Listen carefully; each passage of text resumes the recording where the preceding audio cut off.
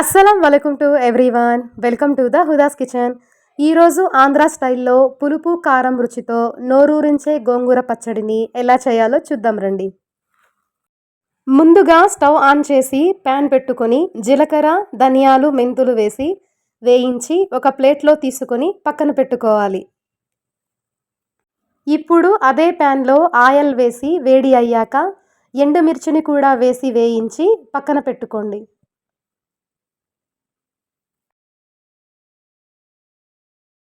ఇప్పుడు గోంగూర ఆకులను క్లీన్గా కడిగి ఇలా తడి లేకుండా ఆరబెట్టుకున్న ఈ గోంగూర ఆకులను ఆయిల్లో వేసి ఇలా మెత్తగా అయ్యే వరకు కుక్ చేసుకొని ఒక ప్లేట్లో తీసుకొని ఈ గోంగూర ఆకులను పూర్తిగా చల్లారనివ్వాలి.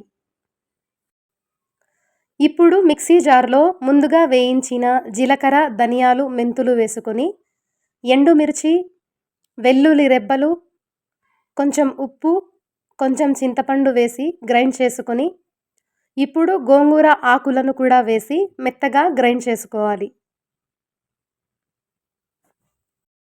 ఇప్పుడు తాలింపు కోసం స్టవ్ ఆన్ చేసి ప్యాన్ పెట్టుకొని ఆయిల్ వేసి వేడి అయ్యాక ఆవాలు, మినప్పప్పు, పచ్చశనగపప్పు, వెల్లుల్లి రెబ్బలు, ఎండుమిర్చి, కరేపాకు వేసి గోల్డెన్ కలర్ వచ్చే వరకు వేయించి గ్రైండ్ చేసుకున్న గోంగూరను వేసి ఒక 2 నిమిషాలు కుక్ చేసుకొని స్టవ్ ఆఫ్ చేసి సర్వ్ చేసుకోండి.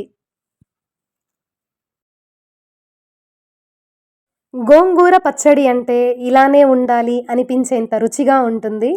ప్రతి ముద్దలో ఇంటి రుచి, ఆంధ్ర స్పెషల్ ఫ్లేవర్ మీకు ఖచ్చితంగా నచ్చుతుంది. ఇలాంటి ఇంటి రుచులు ఎప్పటికీ స్పెషల్గానే ఉంటాయి కదా. ఇంత టేస్టీగా వచ్చిన ఈ గోంగూర పచ్చడిని మీరు కూడా తప్పకుండా ట్రై చేయండి. ఇంకా ఇలాంటి ఈజీ రెసిపీస్ కోసం ఫాలో అవ్వండి Huda's kitchen. Thank you for watching this video.